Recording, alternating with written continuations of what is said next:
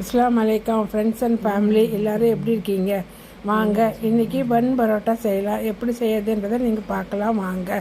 முதல்ல மைதா மாவு நல்லா பிசைஞ்சு வச்சுக்கணும். ஒரு மணி நேரம் ஊறினதுக்கப்புறம் பரோட்டா தேய்க்கிற மாதிரி நல்லா தேய்ச்சிட்டு எண்ணெய் போட்டு மடித்து சுற்றி வச்சுக்கணும். அதுக்கப்புறம் மறுபடியும் குட்டி குட்டியாக வட்டமாக தேய்ச்சிட்டு தோசைக்கல்லை வச்சு தோசைக்கல்லை கொஞ்சம் எண்ணெய் ஊற்றி இந்த நம்ம தேய்ச்சி வச்சுருக்க பரோட்டாவை ஒன்று ஒன்றா போடணும். நம்ம சாதாரண பரோட்டா இருந்தால் பெருசாக போடலாம், பன் பரோட்டானா குட்டியாக மொத்தமாக போடணும். அது தோசைக்கல்லை போட்டு திருப்பி எடுக்கணும். திருப்பி எடுக்கும்போது அந்த பரோட்டா நல்லா வெந்து செவக்கிற சேக்கு வந்தோடனே எடுத்துடலாம். தோசைக்கல்லை போட்டு என்னுடைய கல்லை 3 போட்டிருக்க பாருங்கள். இப்படி செகந்தவொன்னே எடுத்துக்கலாம். இதுக்கு கறி குழம்பு, மட்டன், சிக்கன் எந்த குருமா இருந்தாலும் தொட்டு சாப்பிட்டா நல்லாயிருக்கும். இதுதான் பன் பரோட்டா. மீண்டும் அடுத்த வீடியோவில் சந்திப்போம்.